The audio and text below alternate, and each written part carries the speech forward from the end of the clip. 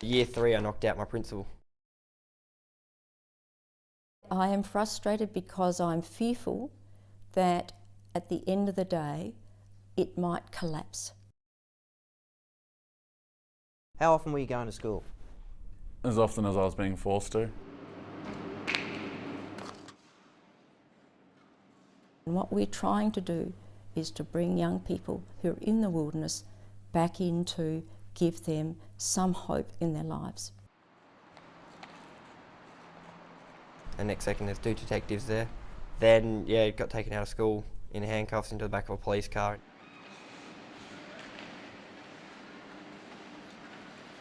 This might look like a game of ice hockey, but what it really is crime prevention, social integration and educational motivation at its best.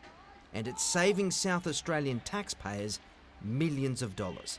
It's called the Ice Factor. When my youngest daughter struggled at school, we knew we had to find alternative ways of trying to engage her. For former District Court Judge and criminal barrister Mari Shaw, the creator of Ice Factor, it was a case of her personal and professional life colliding. Her youngest daughter struggled with school attendance, and with repeated exclusions from some of Adelaide's best schools, it was ice hockey that somehow saved her. We were determined that she was going to get an education. We worked very hard with her, did rote learning. And then when she was about 9, she watched the Mighty Ducks and wanted to become an ice hockey player. So we took her down the ice arena and gave her the opportunity to learn to skate, and she loved it. She got hooked on it, and we were probably at about our 5th school by that stage, and suddenly she went back to this school and she was recognised as the ice hockey player. She belonged to a team. She was equal in that team. She was no longer isolated. She had started to get some self-esteem. And then she played in the state team, and when she was 14, she went off to Canada on a global education program.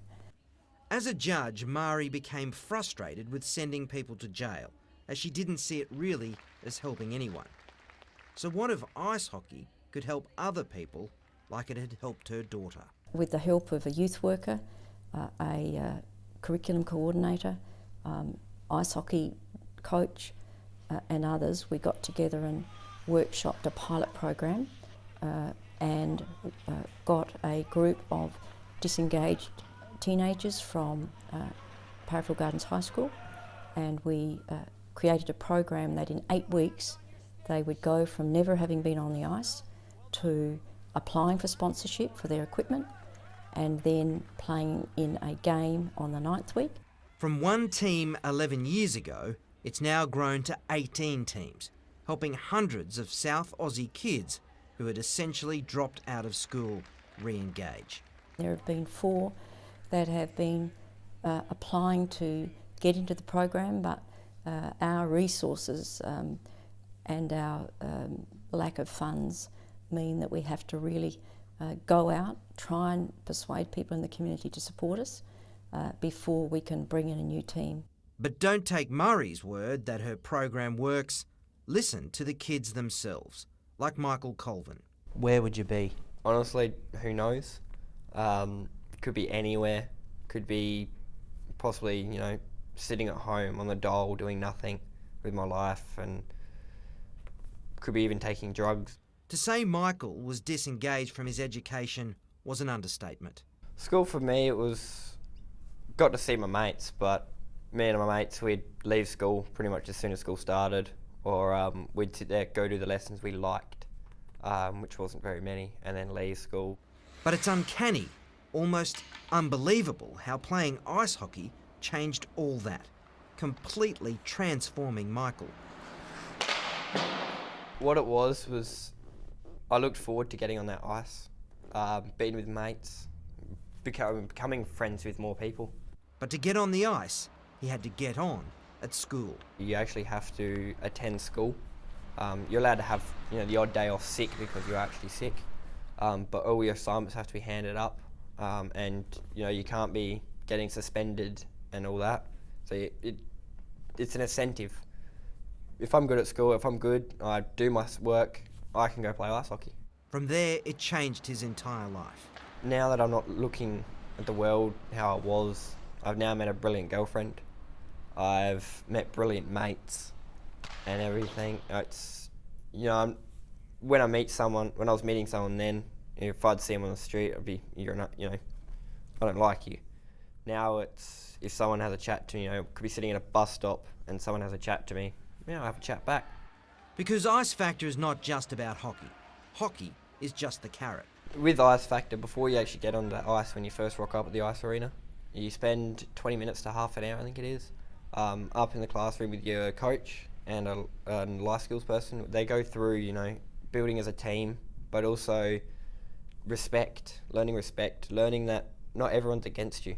Zeke Everest had almost given up on school completely when he stumbled across Ice Factor. So you're 15 and you're not by the end, you're not attending school at all. Pretty much.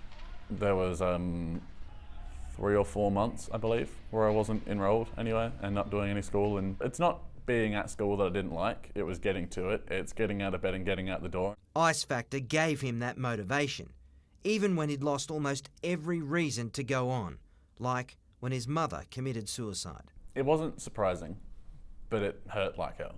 As you'd imagine with anything, it doesn't matter if it's surprising or not, it's still really, really crap. And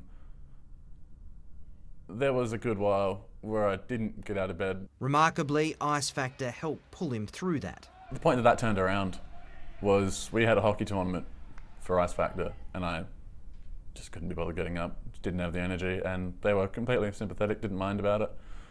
Then one of the players sent me a photo of the team and a little thing he'd written with it, and they'd all worn black bands around their arm for my mum. And that was the point where I decided not to let it slow me down, just to keep getting up and to keep fighting and to keep going to school and to keep doing hockey. Yeah, go back, that's it! Now the kid that wouldn't go to school is headed to university. Yes, just finished a business Cert 3, want to push that towards a Bachelor of Accountancy. I'm not entirely sure what I want to do, which is why I'm doing the course to sort of figure out what I want as well. These are just 2 stories amongst dozens of redemption, lives turned around. If this program is able to convince those young people that their lives are not destined for the hopelessness that might have been in their parents, for the abandonment that they might have experienced in their younger years, but that they do have a choice and that they can take responsibility for their lives, and that the vehicle for doing that is a team environment, then to me that's the best way to avoid people making bad choices and essentially becoming a burden on us. It's what Mari Shaw couldn't do as a judge, perhaps not even as a lawyer. It will probably be her life's most important work, and yet she receives no payment and no government funding at all. I think the problem with government, and this is just my own personal view, is that they have the problem of what I've heard others call silos. We go to Rec and Sport and we're told you're a social inclusion program, you can't get funding. We go to the Attorney General's Department, we're told you're an education program, we can't get funding. So every year is a struggle, relying on goodwill of sponsors like Clubs SA. I am frustrated because I'm fearful that at the end of the day it might collapse, because it only survives because of the goodwill of volunteers and the goodwill of people who deliver the program for peanuts. And it survives because the principals at the schools believe that young people need more than just the mainstream geometry and trigonometry. No doubt the easiest thing for Mari would be to walk away. After all, her own daughter, who easily could have slipped through the cracks, is now at university. But Mari knows it's not just these kids' lives she's changing.